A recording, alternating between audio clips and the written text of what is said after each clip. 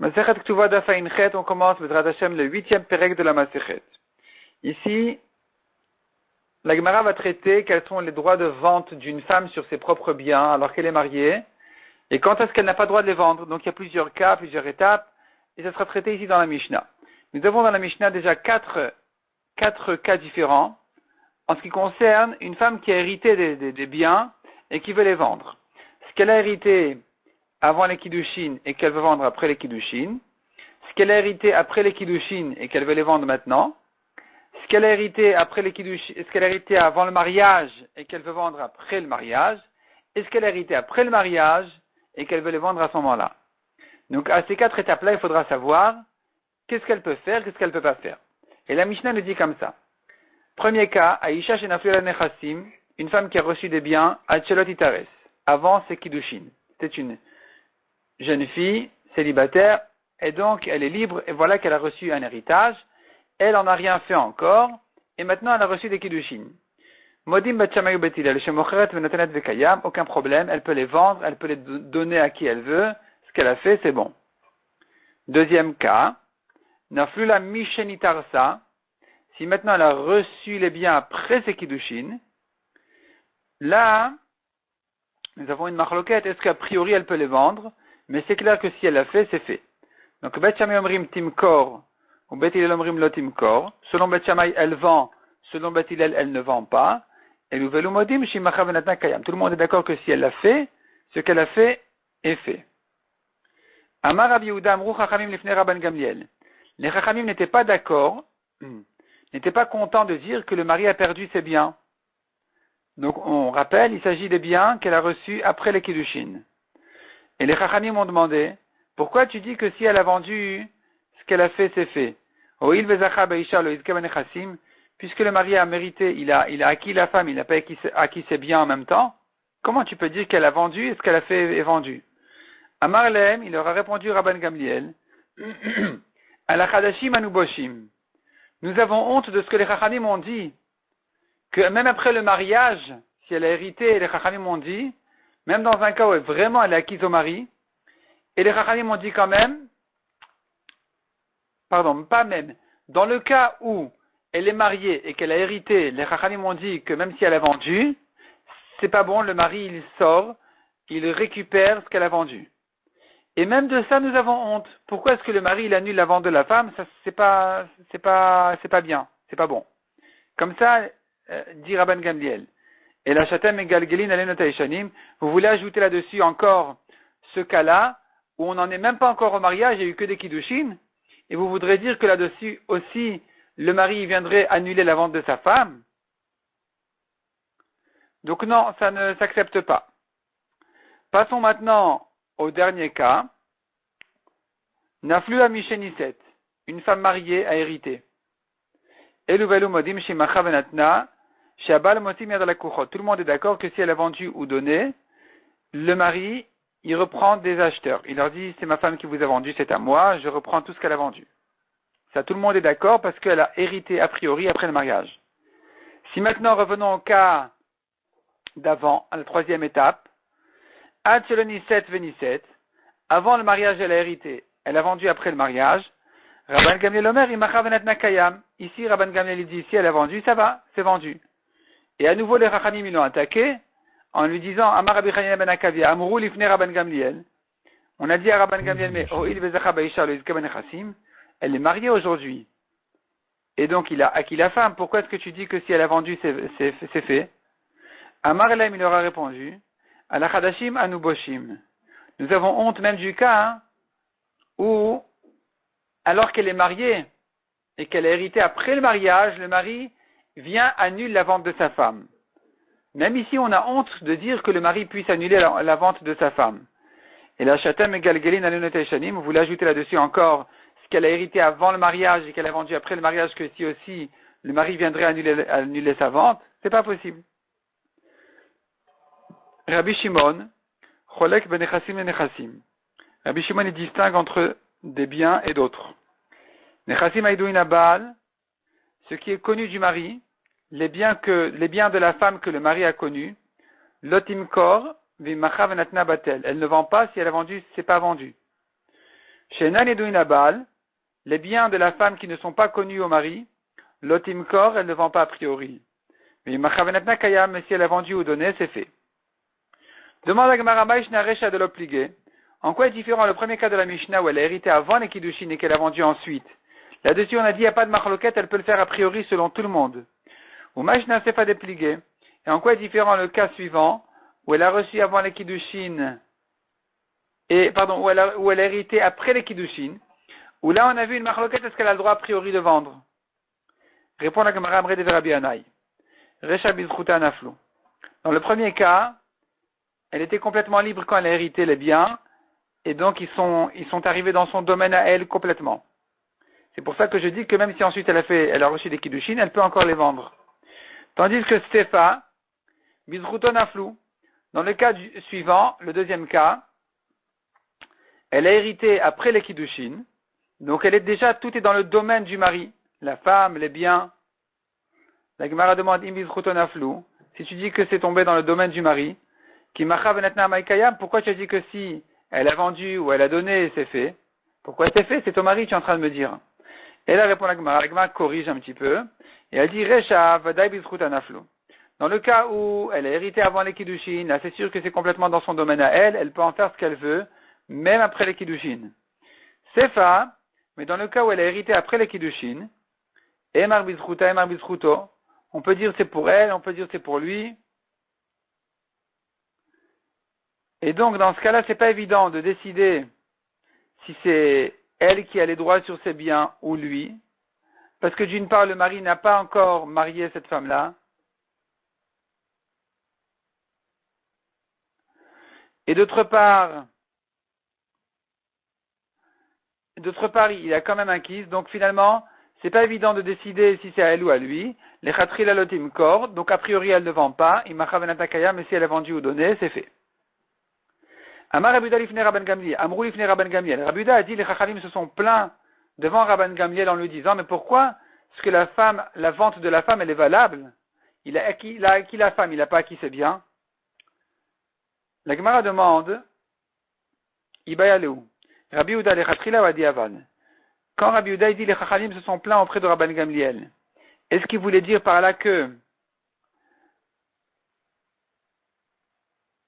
pourquoi selon Beth Shammai elle peut vendre a priori quand elle a reçu après les kiddushin, alors que le mari a déjà acquis la femme? C'est ça qui les dérangeait. Ils auraient voulu interdire a priori à la femme de vendre, mais ils seraient quand même d'accord, ils auraient quand même accepté les chachamim de dire que si elle a vendu, c'est fait. Donc est-ce que l'étonnement des chachamim est plutôt sur le cas du lechatrila, comment Beth Shammai vont même a priori permettre à la femme de vendre, alors que le mari a déjà acquis la femme, ou Adiavad, ou bien non, les chachamim se sont étonnés, même sur le Bediavad, que tout le monde était d'accord que si elle a vendu, c'est vendu, et là-dessus les chachamim ont dit, mais pourquoi c'est vendu? Il a acquis la femme, il a acquis ses biens. On tourne la page.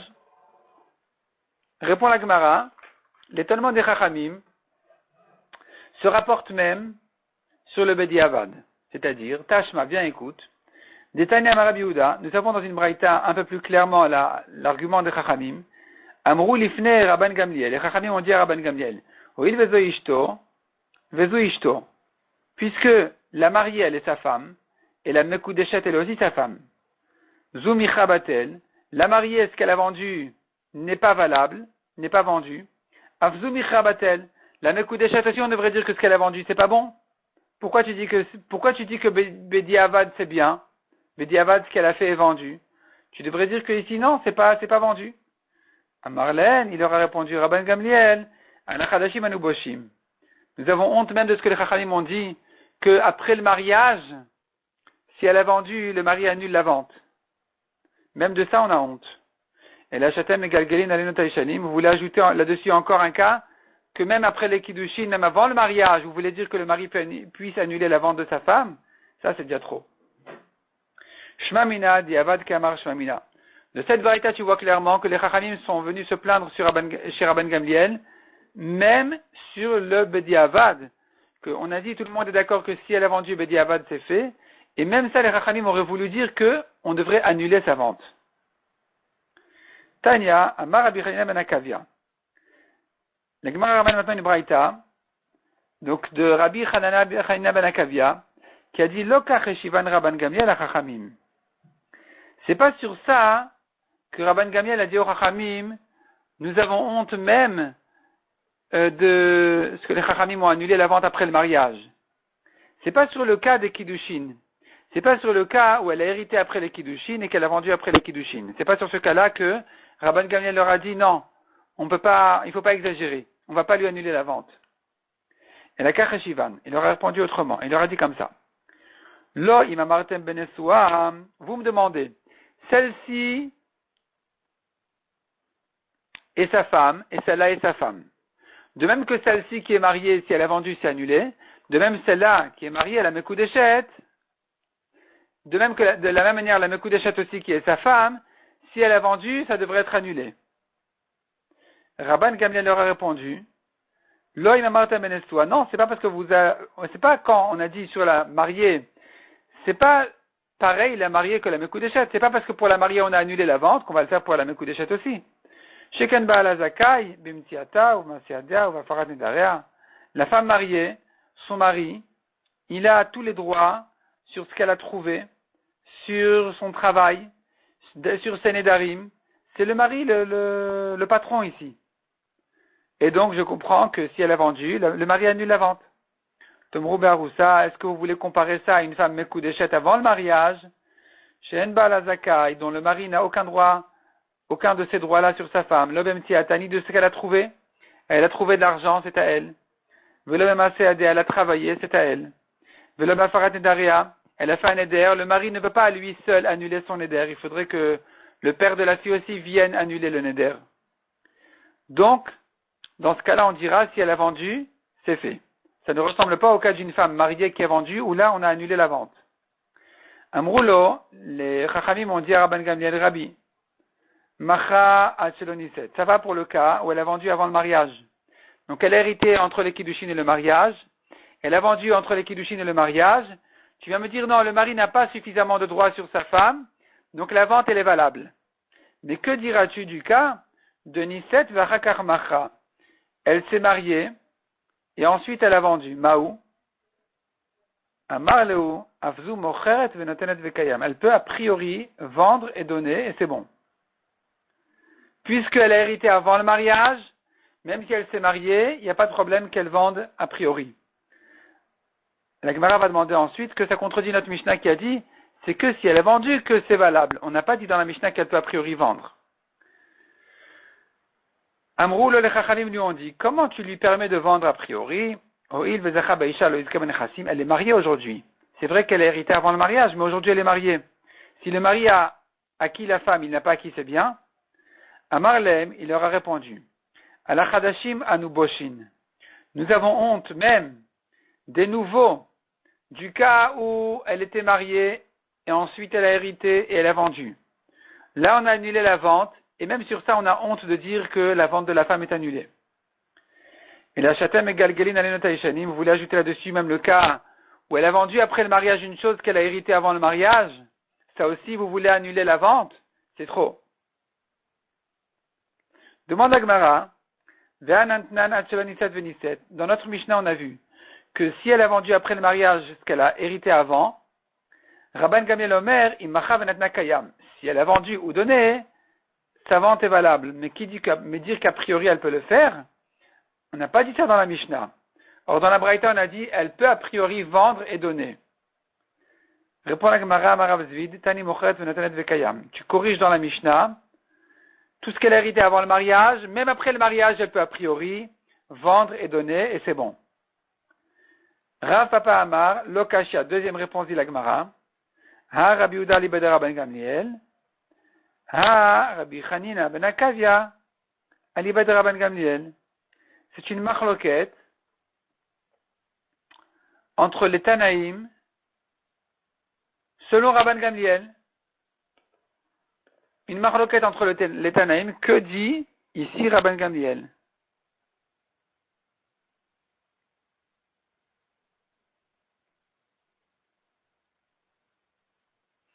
C'est-à-dire que selon Rabbi Yehuda, Rabban Gamliel pense que ce qu'elle a vendu après le mariage de ce qu'elle a hérité avant le mariage, c'est pas bon a priori, mais Bediavad, ça va. Rabbi Hanina ajouta dessus, même a priori, c'est bon. Elle peut le vendre. Donc c'est une marloquette entre Rabbi Yehuda et Rabbi Hanina. Que pense de ça Rabban Gamliel? Demande à Gemara, mais on a un autre problème. D'accord, Rabbi Hanina n'est pas d'accord avec Rabbi Yehuda, il permet a priori de vendre. Mais il s'arrange, mais ça s'arrange pas avec Bet Shammai et Bet Hillel, parce qu'on a dit que même ce qu'elle a hérité est vendu entre les Kiddushin et le mariage. Selon Bet Hillel, c'est interdit a priori. Selon Bet Shammai, c'est permis. Donc maintenant, tu es en train de me dire que Rabbi Hanina il va comme Bet Shammai parce qu'il permet a priori de vendre des terrains qu'elle a hérités avant le mariage, et lui permet même de les vendre après le mariage. Donc c'est gênant qu'ils disent comme Bet Shammai parce que Bet Hillel ont interdit de le faire même avant le mariage, Kalvachomer après le mariage. Donc la Gemara demande ici Rabbi Hanina ben Akavia et Bet Shammai, est-ce qu'ils pensent comme Bet Shammai qui permettent a priori de vendre? Achike Amar répond la Gemara, l'honneur leku Bet Shammai ou Bet Hillel d'avarze. Selon Rabbi Hanina, Bet Shammai et Bet Hillel ne sont pas en discussion là-dessus, ils sont tous les deux d'accord qu'elle peut a priori vendre. Donc ce qu'elle a hérité avant les Kiddushin est vendu après, elle peut a priori. Ce qu'elle a hérité après les Kiddushin, elle a vendu avant le mariage, c'est permis a priori. Ce qu'elle a hérité avant le mariage est vendu après le mariage, même ça, selon Rabbi Hanina, Rabban Gamliel le permet a priori. Et il pense qu'il n'y a pas de marloquette Bet Shammai ou Bet Hillel là-dessus, pas comme Rabbi Yehuda qui en a fait une marloquette de Bet Shammai ou Bet Hillel, et qui a dit que c'est pas évident a priori, selon Bet Shammai c'est permis mais Bet Hillel c'est interdit. Ici, lui, Rabbi Hanina, il pense que tout le monde est d'accord que c'est permis a priori. Rav Shmuel d'Amret Arvayu. La Gemara ramène maintenant l'enseignement de Rav et Shmuel qui disent tous les deux Ben Shenaflu al Nechassim Achelonitarsa, aussi bien des biens qu'elle a reçus avant ses Kiddushin. Ben Shenaflu al Nechassim Meshenitarsa, que des biens qu'elle a reçus après les Kiddushin. Venisset, et elle s'est mariée ensuite. Habal Motzi Miyad ala Kochot. Le mari annule la vente et prend ça des mains des acheteurs. Keman, comme qui ça va cette halakha de Rav et Shmuel? Ça s'arrange avec personne. Personne n'a accepté d'annuler une vente sur des biens qu'elle a reçus avant son mariage ou même avant ses Kiddushin. Keman de lo Rabbi Yehuda, velo Rabbi Hanina ben Akavia. Ça va ni comme Rabbi Yehuda ni comme Rabbi Hanina, qui tous les deux ont été d'accord que des biens qu'elle a hérités avant le mariage, au moins Bediavad qui les a vendus, sa vente est bonne, elle est faite. Personne n'a dit de les annuler, d'annuler cette vente-là. On n'annule qu'une vente de biens qu'elle a hérités après le mariage. Mais des biens qu'elle a hérités avant le mariage, même si elle les a vendus après le mariage, tout le monde est d'accord qu'au moins Bediavad, ce qu'elle a fait est fait. Aussi bien Rabbi Yehuda qui interdit a priori que Rabbi Hanina qui permet a priori de vendre, tout le monde est d'accord que si elle a vendu, c'est fait. Pourquoi Rav et Shmuel disent que le mari annule la vente? Répond la Gemara, Inu de Amre ke Rabotenu. Ils ont trouvé un autre Tana qui s'appelle Rabotenu. Des Tanya, nous avons dans une Braïta, Rabotenu, nos maîtres.